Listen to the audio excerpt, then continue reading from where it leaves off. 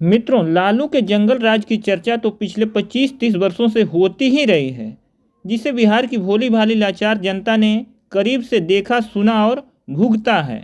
और उसी जंगल राज का भय दिखाकर नीतीश और बीजेपी के गठबंधन ने पिछले कई चुनावों में वोट की फसल काटी और सरकार बनाई है, चाहे लोकसभा का चुनाव हो या बिहार विधानसभा का चुनाव हो।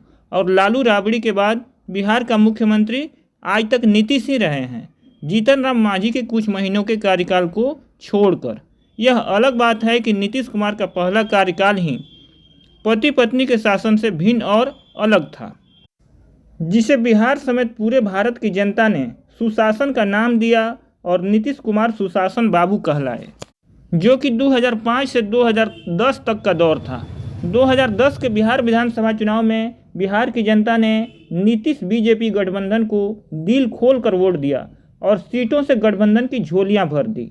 5 वर्ष पहले तक बिहार की राजनीति के महाबली कहलाने वाले लालू की पार्टी 23 सीटों पर सिमट गई थी और केंद्र की सरकार चला रही कांग्रेस पार्टी को महज 4 सीटों से संतोष करना पड़ा था।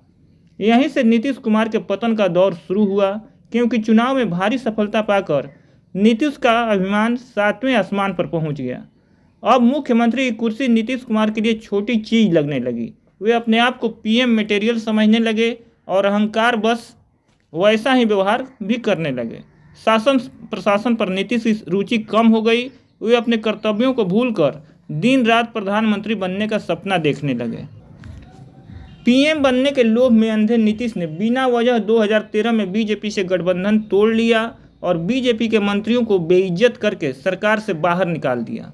2015 के बिहार विधानसभा चुनाव में जिस कांग्रेस पार्टी को जीवन भर गालियां दी और जंगल राज के प्रोप्राइटर लालू यादव से गठबंधन किया, नतीजा यह हुआ कि बिहार की राजनीति से आउट हो चुकी कांग्रेस पार्टी और अंतिम सांसें गिन रही लालू की आरजेडी दोनों ताकतवर होकर उभरी।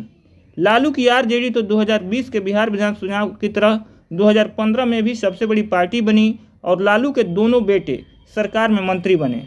तेजस्वी डिप्टी सीएम तो तेज प्रताप हेल्थ मिनिस्टर बना।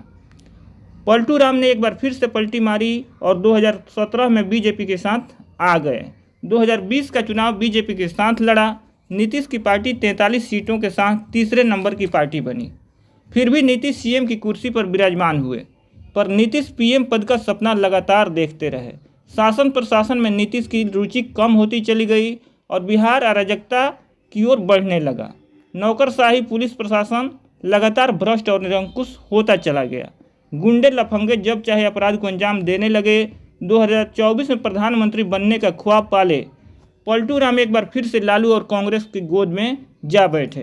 कहने की जरूरत नहीं कि बिहार में अपराधी गुंडे कैसे कैसे विभत्स और भयावह अपराध को बेखौफ होकर अंजाम दे रहे हैं, यह पूरे बिहार की जनता देख रही है।